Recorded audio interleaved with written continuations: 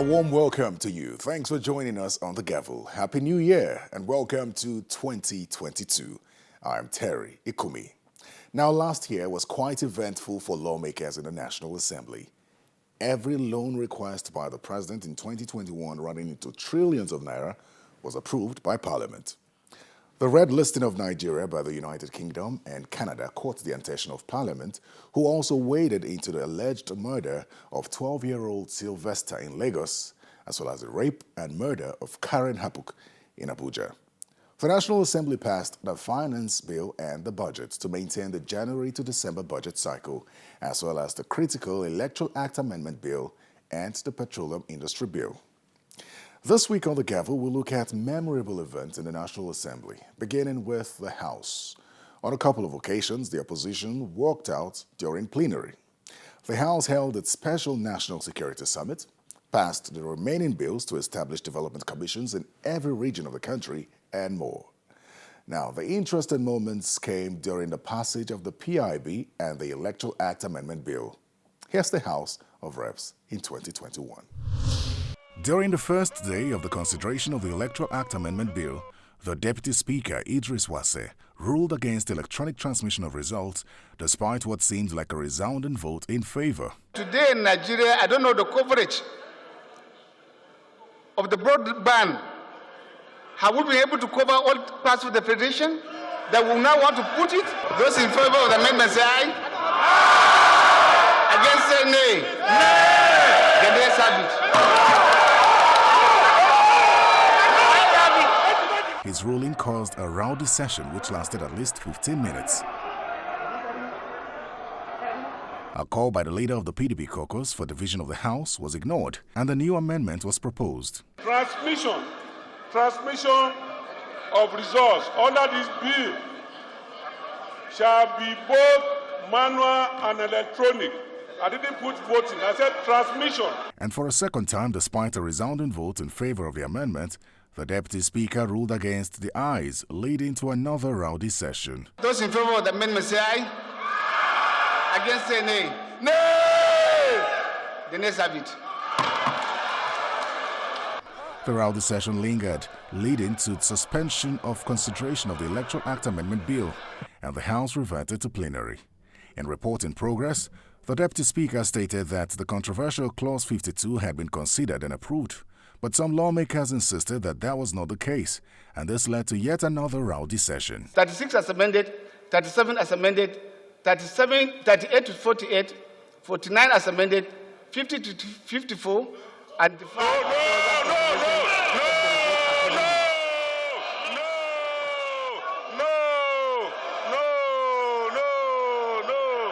The Speaker took over plenary and adjourned sitting while reacting to the controversial Clause 52, which the Deputy Speaker claimed to have been considered. We will be adjourning the House until tomorrow 10 a.m.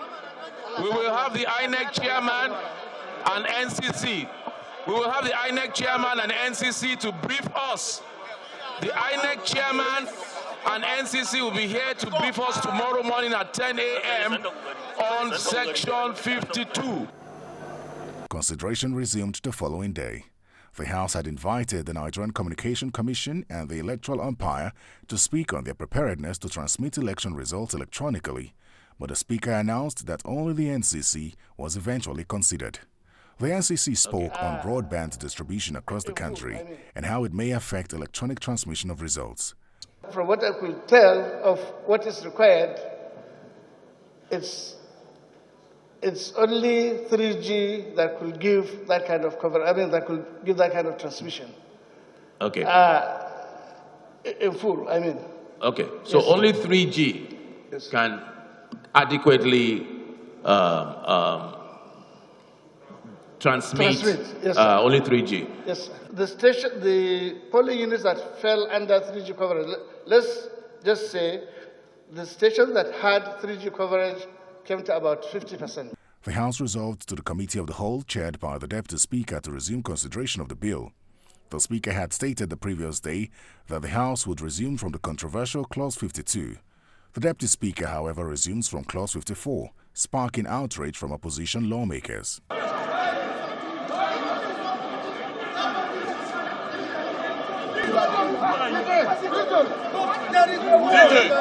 The Deputy Speaker explained his decision, but the opposition was dissatisfied and staged a walkout. Go and read our votes and proceedings of today.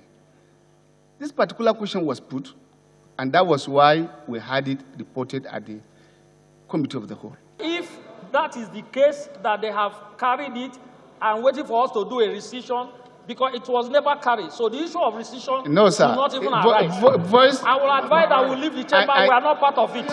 and that's the meaning of democracy. Thank you very much. We are grateful. Leader, don't title, go.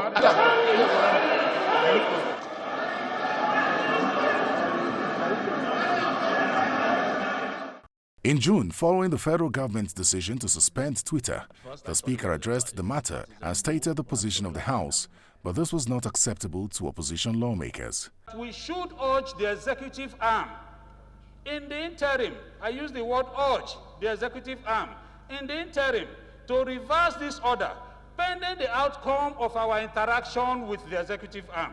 Thank you, Honorable Chinda. Yes, sir. Let me very quickly, so that we can move along, refer you to Order 9, Rule 1, Sub-Rule 6 of our rules. It shall be out of order to attempt to reconsider any specific question upon which the House has come to a conclusion during the current session. You're ruled out of order. Mr. Speaker, please, Chinda, please be guided. The Speaker has already ruled on it. Please resume your seat. You know the rules better. You know how to come back. You know the rules better. If you are so passionate about it, you know how to come back. What? Mr. Speaker, in the circumstance, for PDP members, we have agreed we'll continue. The next order of the day Please, Chinda, please, you are a ranking member is the of first this House. reading. We'll continue to tweet. Please, We please. are with Nigerians. A rowdy session ensued as Mr. Chinda refused to be hushed, resulting in a walkout by some members of the PDP. At first, I thought it was a partisan move, but I'm so glad, and I'm happy to see several members of the opposition still here in chambers with us, and I commend you for your non-partisanship. The Petroleum Industry Bill also came with its own share of disruption of proceedings, this time at committee level. On the final day of the two-day hearing of the House of Representatives ad hoc committee on the Petroleum Industry Bill, which was dedicated to receiving submissions from host communities and players in the oil and gas sector, a group known as Host Communities of Nigeria Producing Oil and Gas was called upon by the committee to speak on behalf of all host communities. But then a fight broke out as members of other host communities refused to be represented by the group.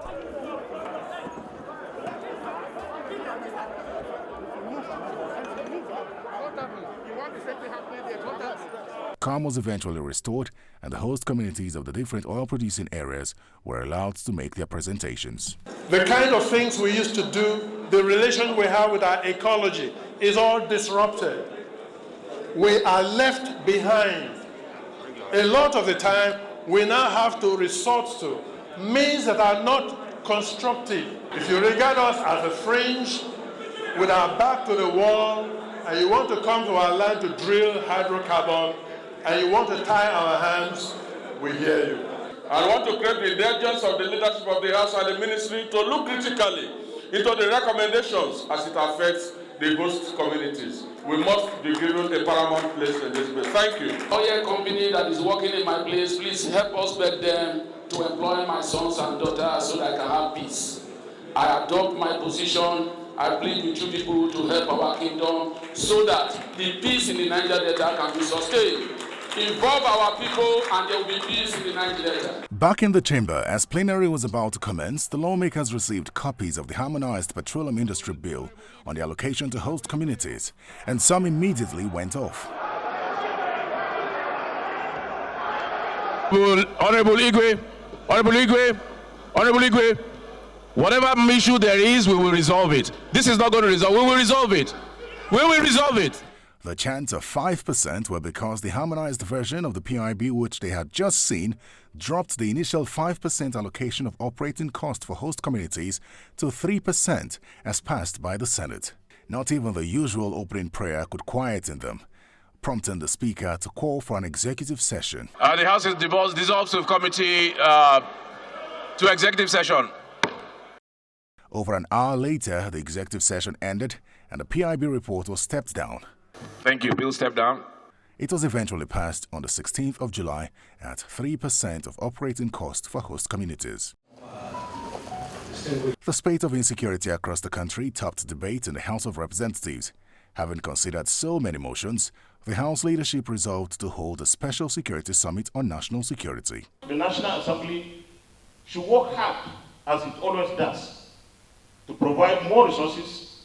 I also want to say that we must review the procurement processes by the security agencies. Today, at this time of our national history, when insecurity threatens the authority of the state and the foundations of our nationhood, when the activities of bandits, insurgents, and criminals of every stripe impede our efforts at progress and prosperity, we must confront the realization that our previous and current approaches to addressing the challenges of insecurity have not yielded the desired results.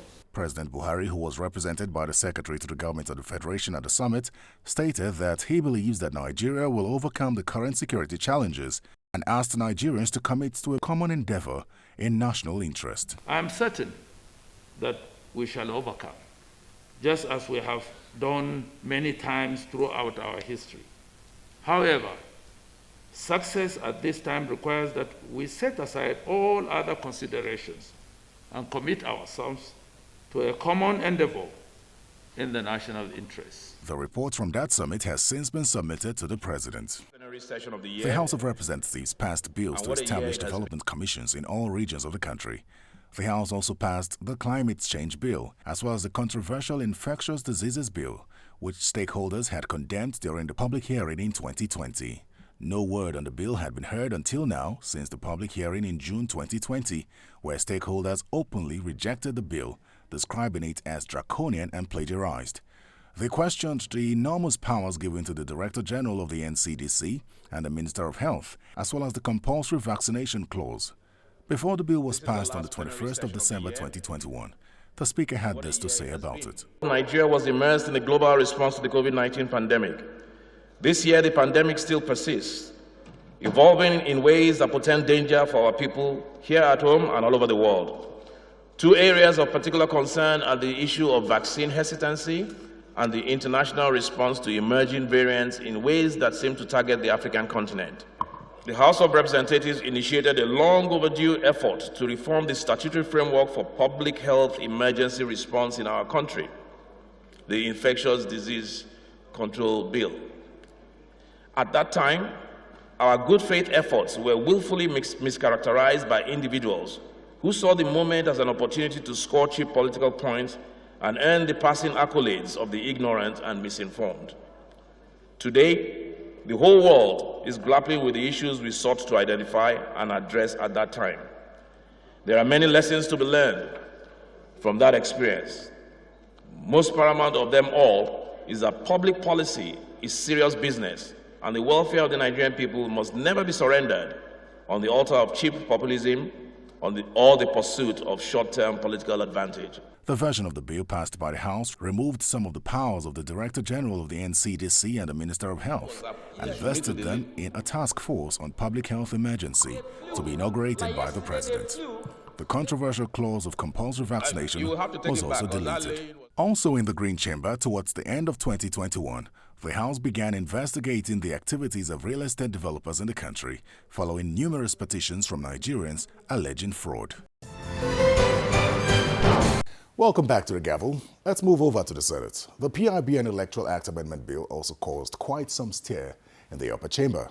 In fact, a division was called for the first time in a while in the Senate. The Senate rejected a gender equality bill on the grounds of religion, as well as the nomination of a presidential nominee for a position of INEC Commissioner, Loretta Onoche.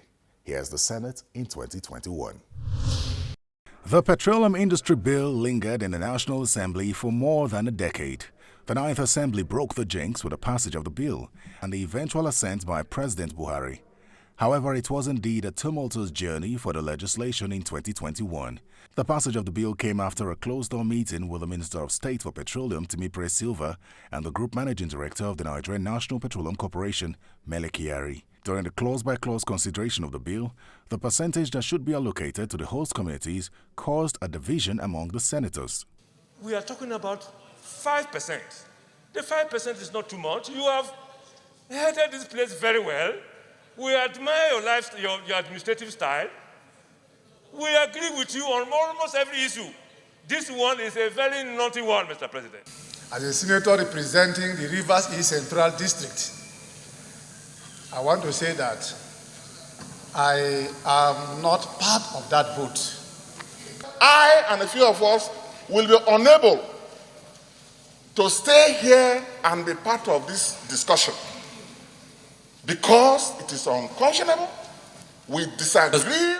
In the bill, the Senate approved 30% of NNPC's profits from oil and gas for oil exploration in frontier states. On August the 16th, 2021, President Buhari signed the PIB into law and has since forwarded amendment of the legislation to the National Assembly. Next was the Electoral Act Amendment Bill, which is intended to sanitize Nigeria's electoral processes. Two clauses in the bill ended up becoming the most contentious: electronic transmission of results and method of party primaries. The electronic transmission clause caused a sharp split among senators from the ruling party and the opposition, and a division was called, the first in the 9th Assembly. Mr. President, I still insist.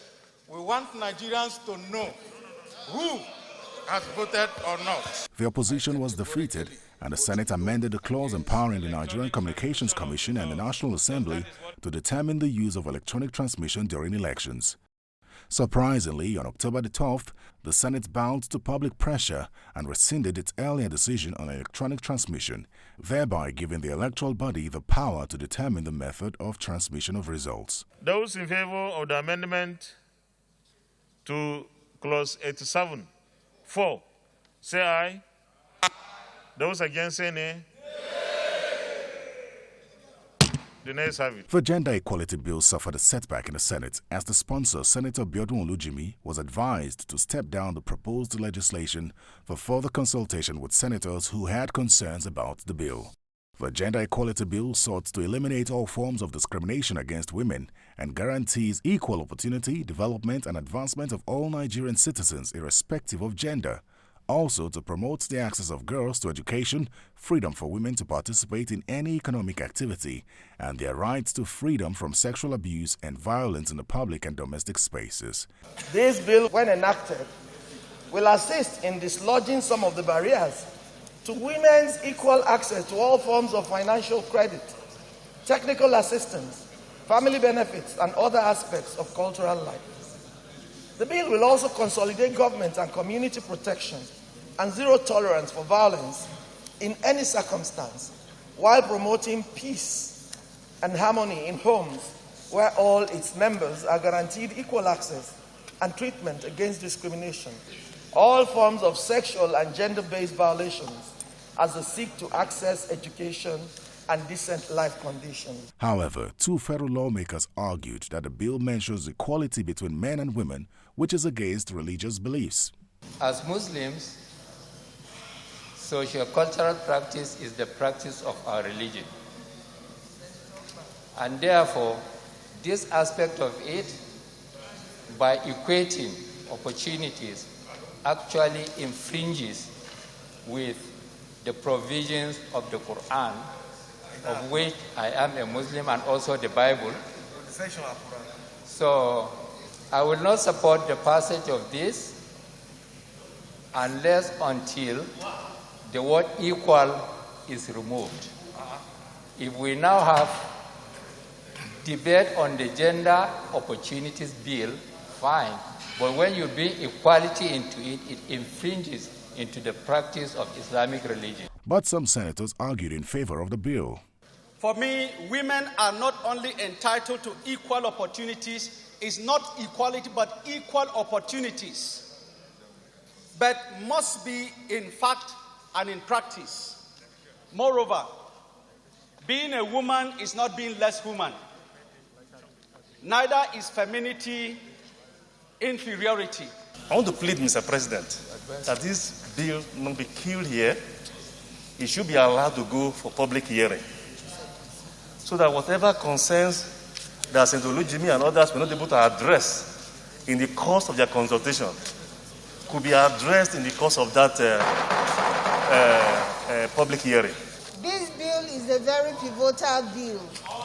It's a bill that is just commonsensical, that we will do what is right to ensure that Nigerian women are given equal opportunity. As parliamentarians, if I have a bill,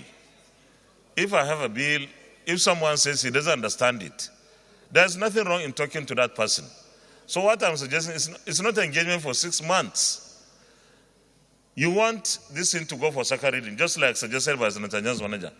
Okay, it goes for second reading. But instead of waiting until it goes to public hearing before you talk with your senators' colleagues, you need to make everyone understands, and if possible, everyone queues behind it. If the problem is the title, equal opportunities, that they do not want, then we can change the title and make it Gender Equity Bill. Gender Equity Bill, rather than the Gender and Equal Opportunities Bill, which is offensive to them. We do not want the title to be in conflict with what is coming inside. So probably the best thing to do, either we step it down until the draft bill is presented to us.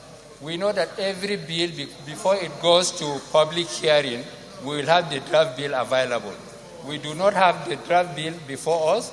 I don't want just to change the title only to conflict with the body. Sensing that the bill may suffer yet another defeat on the floor, Senator Olujimi reluctantly gave in. I believe the way to go is to step it down and see if we can convince the 2 or 3 people who are against certain aspects. The Senate rejected the nomination of Mrs. Loretta Onoche as National Commissioner representing Delta State in the Independent National Electoral Commission, INEC.